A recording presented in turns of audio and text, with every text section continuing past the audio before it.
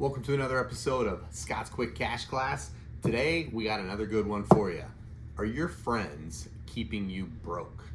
And what I mean by that is we all have those friends, ones that never have any money, that are asking to borrow money, or ones that want to go out and spend a bunch of money all the time. So we're going to talk about a few of those things of how maybe that's keeping you in a bad financial cycle.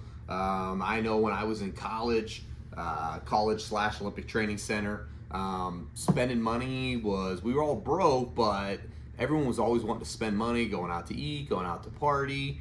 Not so much on the newest fads because there weren't as many new fads as there are now, but we were always spending money, right? And looking back at that definitely postponed me getting to where I need to be. So we're going to talk about a few different statistics and then maybe a few actionable items that has helped me, in those type of situations. So first thing, 62% of millennials say they have gone into debt to keep up with their social circle.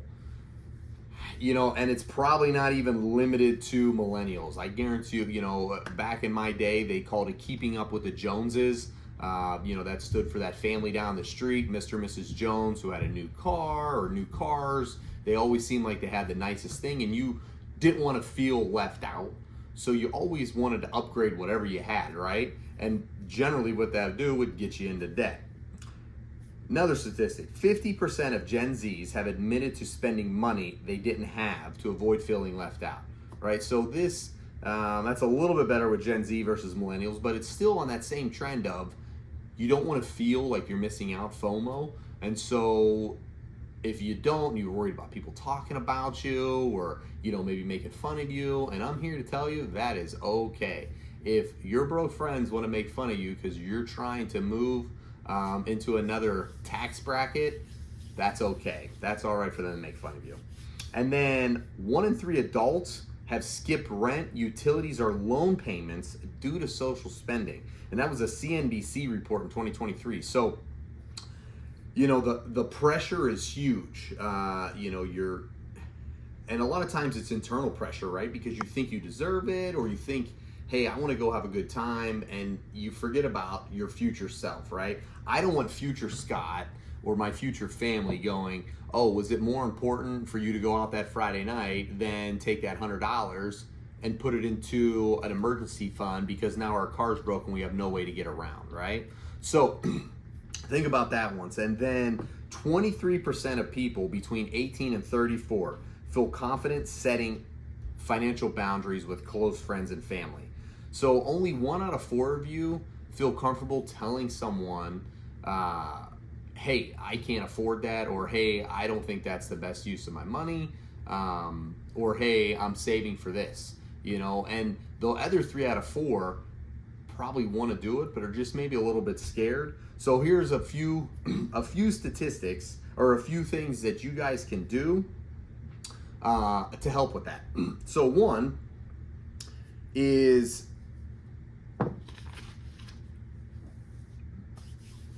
build a script bank.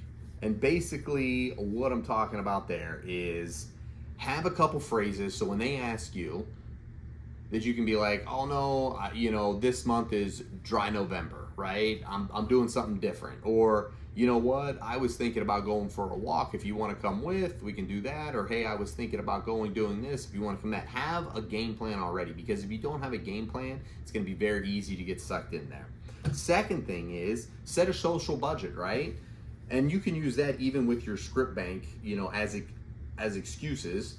If it's $100 for the week, if you have to make decisions, say, hey, I went out, 2 nights ago, I didn't have a budget, or, whatever your budget is, stick to that budget and see how far you can stretch that budget. And then third, kind of what I talked about within the strip bank, offer alternatives, right? Because a lot of times, and I know when I was younger, what do you want to do? I don't know. It's very easy to fall into the same trap if you don't have a plan. That trap is, let's go to the bar, let's go out, let's spend money, right? So you be the one that offers alternatives and has different plans And you know, with the internet now, it's super easy to get ideas. But there's a lot of cool things, you know, scavenger hunts, you know, enjoy the outdoors. There is a lot of different things. You know, go to the library on a Friday night, go get some Starbucks, go to the library, chill there for a couple hours and read some books. There's a lot of different things you can do. Or Barnes and Noble, that's one me and my wife like to do before we could afford to buy books whenever we wanted. We'd go get a Starbucks there, we'd go to Barnes and Noble, and we'd read for an hour, right? She'd like to read her stuff, I like to read my stuff, but at the end of the day, we left happy, right? And we only spent $10 between the coffees, you know, and we had a good evening together. So those are just a few ideas for you. Hopefully, some of those ideas will be useful to you. And once again, I know it's not easy, you know, whenever you're just wanting to have fun and you want to enjoy time with your friends and you feel like you're going to be left out.